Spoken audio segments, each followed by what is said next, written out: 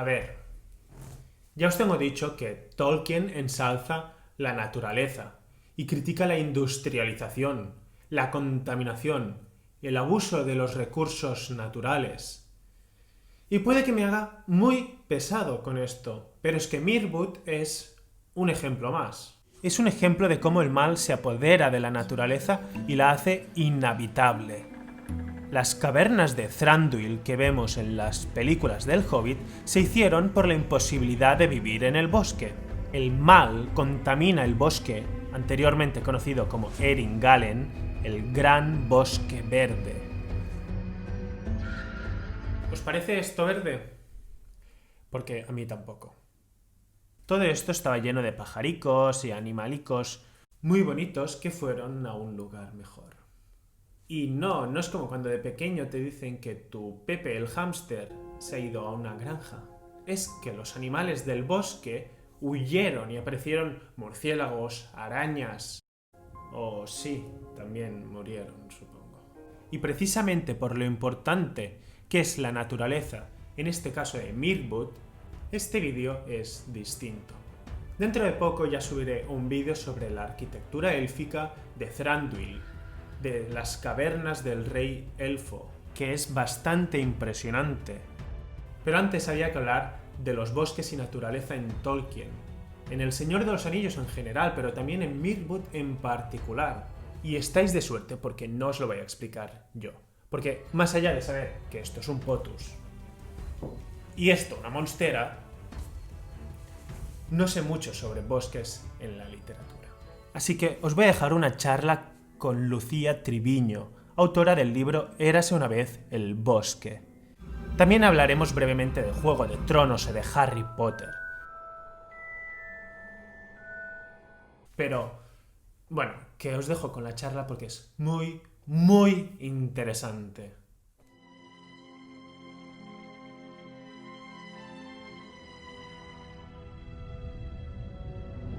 Hola Lucía, de Las hojas del bosque, ¿qué tal? Hola, ¿qué tal, Pau? Pues muy bien, aquí deseando hablar de Tolkien contigo un ratito. Tenía muchas ganas de hacer ya esta charla porque, bueno, es algo un poco diferente de lo que hago y creo que necesitaba ayuda de alguien más experto en los bosques, en la literatura que yo. Y nada, por eso he contactado contigo. Pero antes me gustaría explicar un poco quién es Lucía, qué hace en Las hojas del bosque y cómo empezó este proyecto. Bueno, pues este proyecto nació en el año 2014, hace ya unos cuantos años, y bueno, surgió a raíz de que realicé el máster de estudios medievales en la Complutense y mi trabajo pues se centró sobre la imagen del bosque de la Edad Media, sobre todo en la imagen imaginaria, ¿no? En el plano imaginario. Y bueno, al final me di cuenta de que había muchísimas lagunas en castellano, no había casi información y estaba todo muy, digamos, muy disperso. Y bueno, y me apeteció que esto se conociera y bueno, y me decidí pues abrir el blog. Perfecto. Tus redes sociales, que las voy a dejar aquí abajo para que si alguien está más interesado o después de esta charla le quedan dudas, que te puedan contactar, aunque también pueden ir a consultar tu libro. Bueno, pues el libro surgió vio la luz el año pasado y se llama Érase una vez el bosque. Salió con la editorial de libros.com, fue una campaña de micromecenazgo y bueno, la verdad es que me hace mucha ilusión porque no solo lo escribí, sino que también lo ilustré y bueno, pues en él intento explicar un poquillo lo que es la relación del bosque y el papel del bosque dentro de la literatura universal, desde los primeros textos hasta la ciencia ficción. Ahora lo veremos más en detalle. También quiero comentar que das unos cursos. Sí, empezó este septiembre. Ahora el curso se puede hacer en diferido, pero bueno, lo impartí en directo el mes de septiembre con la asociación Oriens y en este caso es un curso sobre un tema que es tan apasionante como idealizado, que son los bosques sagrados dentro de la historia y en numerosos ámbitos. Y bueno, pues la intención del curso es mostrar, digamos, la realidad histórica de estos lugares que, como ya digo en muchas ocasiones, nos quedamos más con la imagen idealizada, ¿no? Y la imagen imaginaria que nos queremos hacer en vez de la realidad histórica. Así que nada, está disponible en la plataforma de Orion Escultura. También en nuestro blog en el blog tenemos un apartado donde podéis consultar todos los datos del curso, y va a estar disponible para hacerlo en diferido hasta finales del curso escolar del año que viene. Así que tenéis tiempo para hacerlo cuando queráis. Por mí, si quieres, hablamos de bosques, literatura y cómo se representan los bosques ya no solo en el cine, sino en la literatura. ¿Qué imagen tenemos o si son reales este tipo de bosques que leemos? No sé cuánto tiempo tienes, pero nos podíamos tirar Adelante. hablando de esto como un mes. Lo que yo siempre digo a la hora de estudiar sobre todo los espacios y los paisajes, aunque los estudiemos dentro del plano imaginario, es que siempre hay que tener en cuenta que estos lugares se basan siempre en algo que conocemos, algo conocido, ¿no? Y en muchas ocasiones funcionan también dentro del plano imaginario, en este caso dentro del plano literario, de la misma manera que funciona en ocasiones en el plano real. Por ello que podemos ver muchas veces aparecer el bosque como lugar fronterizo, podemos ver el bosque como un lugar donde se refugian los bandidos, por ejemplo, con el famosísimo caso de Robin Hood. También podemos ver aparecer el bosque, en este caso de una manera más idealizada que real, de las arboledas como espacios sagrados y espacios místicos. También como refugio de los enamorados, por ejemplo en el caso de Tristán y Isolda. También como aparece en textos mitológicos, tiene un protagonismo muy muy importante dentro de toda la literatura hindú. La extrapolación que se puede hacer de esta imagen de los real de estos bosques al plano imaginario es que estando en un lugar que es real, por medio de, por ejemplo, véase niebla, véase a través del sueño, véase a través de diversos métodos de transición, digamos así, nos podemos encontrar en un bosque real y al minuto, al milisegundo, estar ya en un bosque puramente imaginario. Esto lo vemos sobre todo mucho dentro de la literatura medieval de caballería, cómo se pasa pues de un bosque, digamos, real a un bosque imaginado. Esto en la literatura actual también lo vemos muy bien dentro de la obra de Patrick Rothfuss, cuando el protagonista pasa al mundo, digamos, de Felurian, ¿no? Y eso, en el plano más amable, entre comillas, ¿no? Porque podemos encontrar el bosque también en su faceta más peligrosa, más temeraria, como puede ser el caso de la literatura de terror, de la que yo soy súper fan, no lo escondo. Y en este caso también se usa, pues, esa imagen del bosque como un lugar al que temer, casi como una prueba, y se explota de diversas maneras. De hecho, una de mis descripciones favoritas de estos lugares en la literatura de terror no es en la que se representa el paisaje tal y como lo vemos, sino en la que se introducen descripciones de cosas que no podemos ver, como sonidos, como ojos vigilantes, como cosas que no podemos palpar. Y eso lo vamos a ver en un rato, que pasa también con el bosque de Mirwood. Pero sobre todo esta imagen del bosque como un lugar al que debemos temer, está muy ligado con la visión occidental que tenemos de este tipo de paisajes, pero hay que tener en cuenta que no en todas las culturas se ve de la misma manera. Nosotros lo vemos así por una larga tradición de mezcla y de sincretismo que hemos tenido, pues, en Occidente, ¿no? Pero, por ejemplo, hay zonas y contextos, pues, más relacionados con culturas y con sociedades que ven el bosque de distinta manera, que directamente no lo ven como algo ajeno, sino que digamos que lo conocen como algo propio, como algo que forma parte de su vida cotidiana, ¿no? Esto tiene mucho que ver con una imagen que se tiene, sobre todo en Occidente, muy marcada también, hay que decirlo, por una visión más colonialista del mundo, con esa visión del otro. El bosque, en este caso, hablando en modo paisaje, ¿no? El bosque es ese otro, ¿no? Es el lugar donde vive lo salvaje, donde no hay ley, digamos así, donde no hay razón, porque el lugar de la razón es la ciudad, son los núcleos poblacionales, que es el ámbito civilizado. Entonces, en el bosque, ¿por qué se da o por qué facilita que aparezcan este tipo de apariciones fantasmagóricas de mundos mágicos, de dimensiones, etcétera? Porque es un lugar que no podemos controlar y que está, pues eso, ligado pues, al imaginario, ¿no? A la imaginación y a lo salvaje y a lo desbocado. Que Mirwood tiene en sí mismo, recoge en sí mismo muchísimas cosas. Pues vamos a Mirwood. Antes comentar que, bueno, en el canal hemos hablado de la importancia que tiene para Tolkien la naturaleza. También en las películas la naturaleza es casi más importante que los personajes, que parecen diminutos cuando hay un plano de esos impresionantes. Y cómo contrapone la naturaleza a la industrialización. Al final son los Ents que vencen a Isengard. Y bueno, los Ents supongo que ya darían para otro tema, seguramente.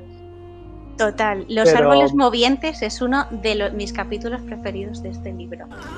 Con fuego, vienen con hachas, talan, queman, arrancan, cortan, calcinan. Y entonces, ¿qué importancia tiene esta, ya no solo la naturaleza, sino los bosques en Tolkien? De hecho, hay un libro que no tiene tampoco mucho tiempo, tiene algunos años, que se llama Flora in the Middle Earth, que es un estudio botánico de la flora en la obra de Tolkien, que es maravilloso. O sea, para cualquier friki de la botánica y del imaginario como yo, es una mina de oro, es magnífico. Yo como buena medievalista siempre tiro para mi época, ¿sabes? Entonces yo le saco muchísimos paralelismos con cómo se concibe el mundo en esa época, y en Tolkien se ve mucho de la diferencia entre el medio natural, digamos así, la industrialización, y además es que, bueno, él en sus memorias y en su biografía, él mismo lo explicaba así, ¿no? Para él la comarca era su zona de confort, el lugar donde él se sentía más cómodo, que es el típico paisaje de inglés, ¿no? En este caso, y él mismo se iba quejando, pues, como poco a poco iba avanzando la industrialización y se iban, digamos, perdiendo ese tipo de paisajes rurales en favor de paisajes más industrializados, ¿no?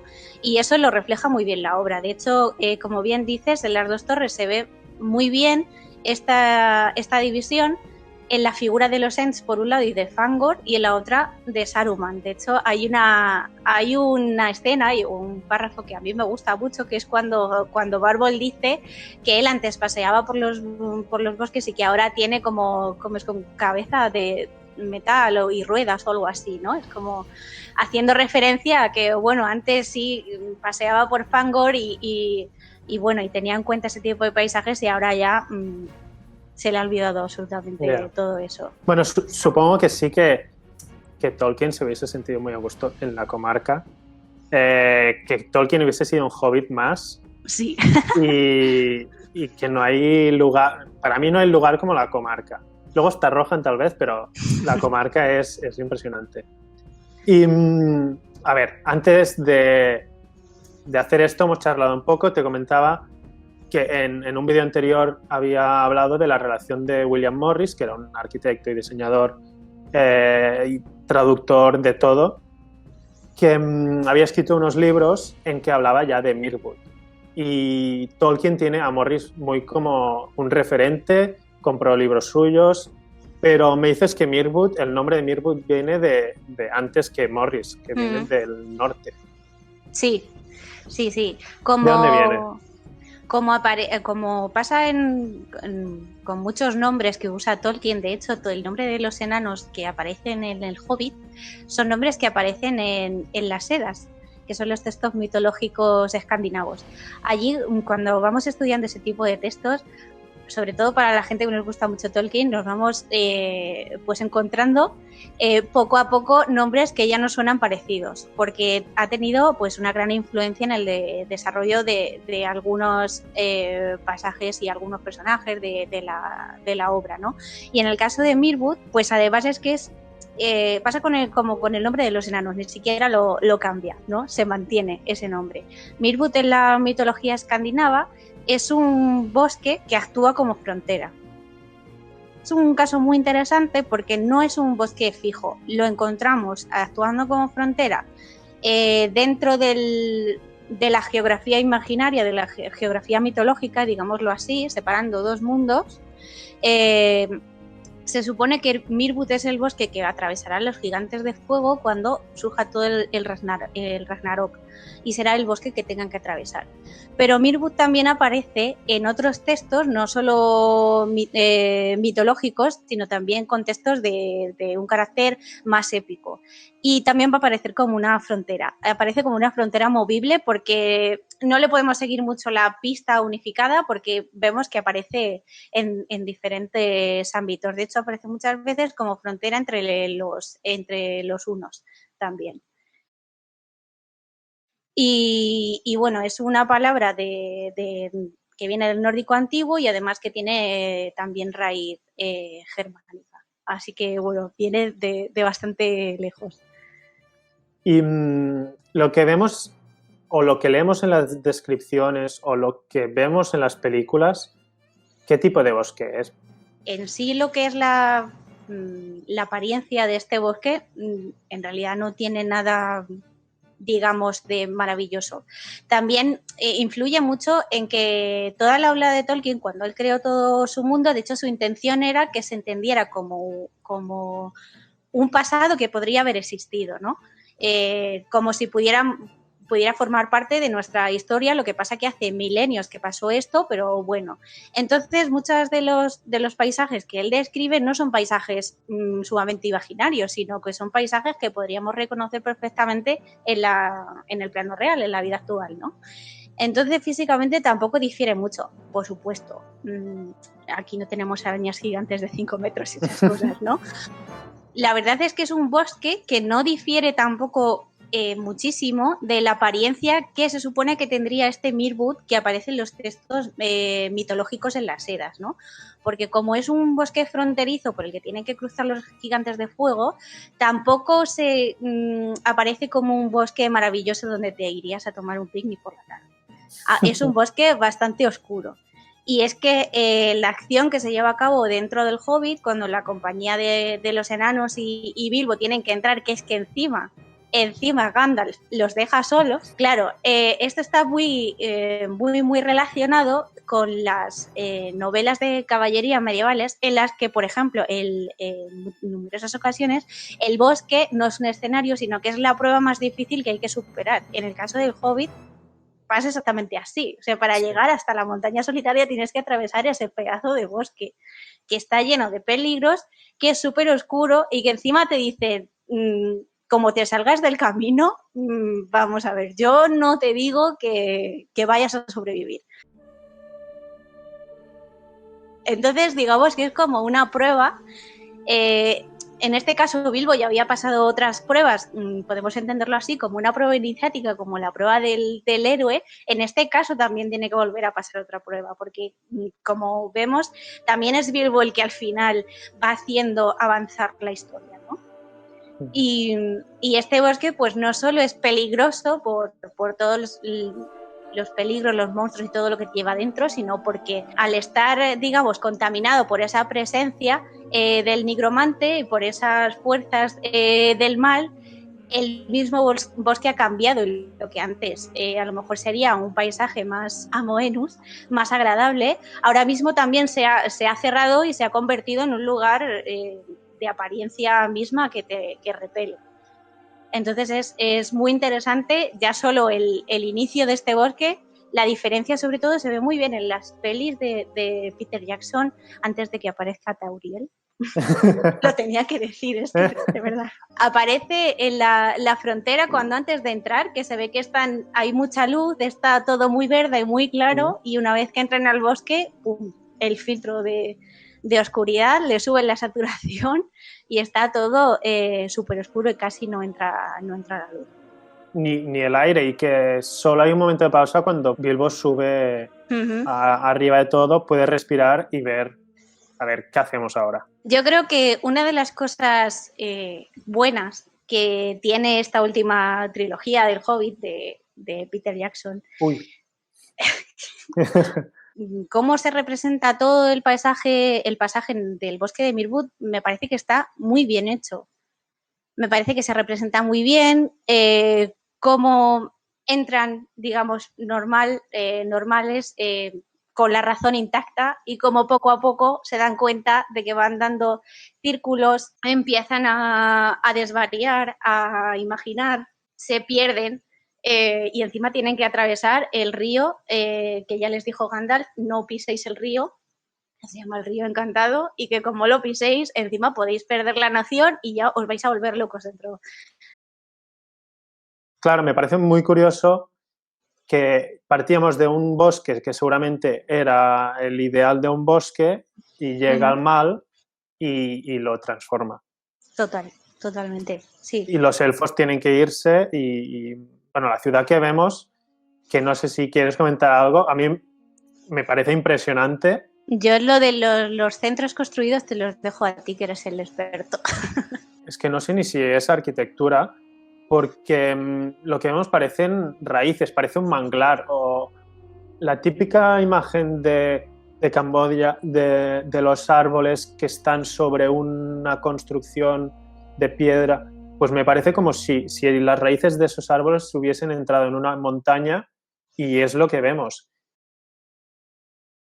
Mi hogar se esconde en lo profundo del bosque, junto a las raíces de la montaña. Me hace gracia por lo que te decía de Morris, que había escrito el libro de las raíces de la montaña. Para mí, eso son las raíces de la montaña, es que no son ni pilares. Para mí, lo que vemos en El Hobbit es el estado salvaje del interior con unas raíces muy bien definidas, muy bonitas, pero me parece impresionante. ¿Y cómo se construye ahí? No lo sé, es que no lo sé. A mí me llama mucho la atención en la comparativa de paisajes, ¿no? Cómo se construye, por ejemplo, en Rivendell, que se utiliza todo digamos, todo el entorno natural para adaptar lo que es la construcción, ¿no? Al medio y no al revés.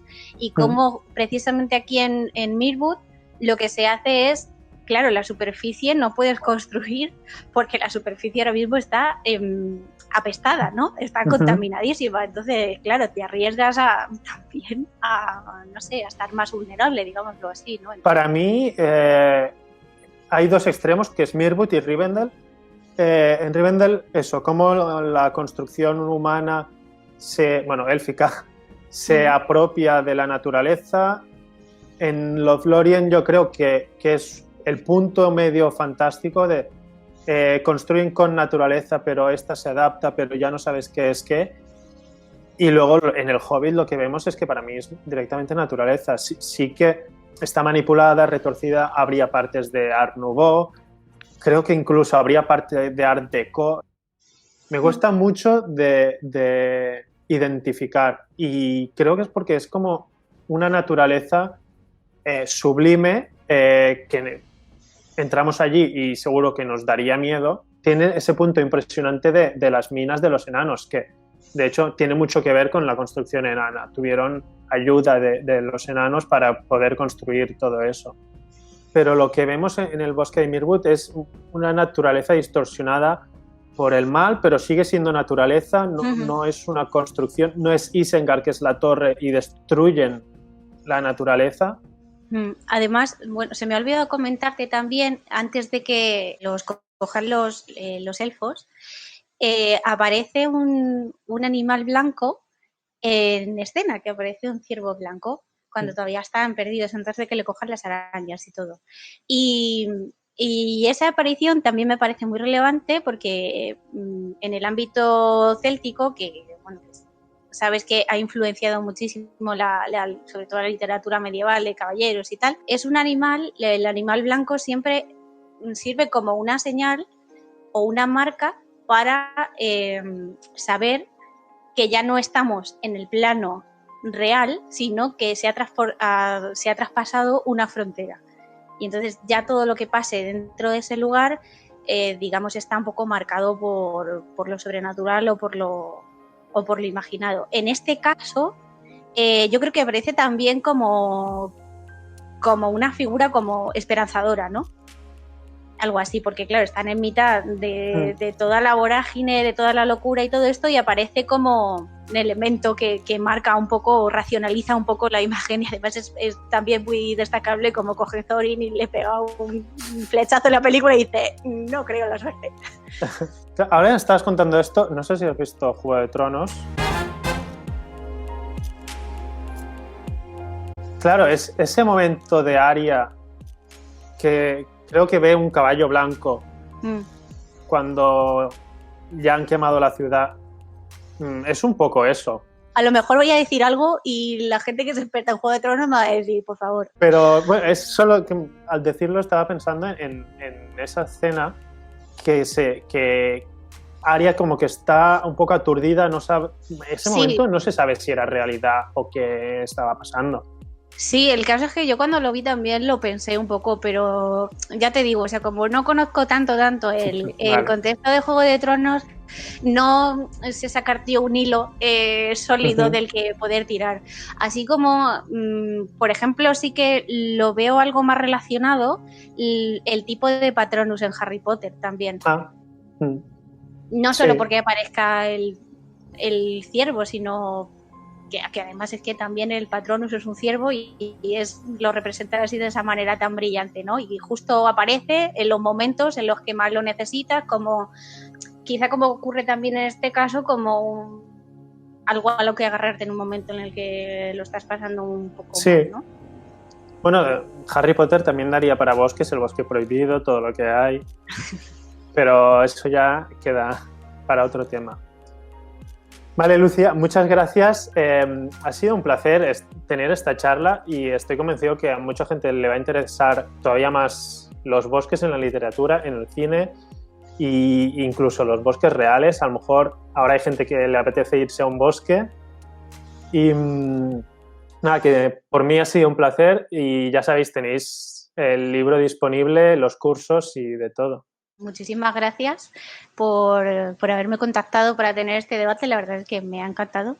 Todo lo que sea hablar de bosques y encima de Tolkien, pues bueno, es que estaba hecho, dicho y hecho. Así que, pues nada, pues eso, si estáis interesados en el proyecto, pues solo tenéis que pasar al blog, que es las hojas del bosque, .blogspot.com, y luego en redes sociales pues me podéis encontrar en Facebook, Twitter, Instagram.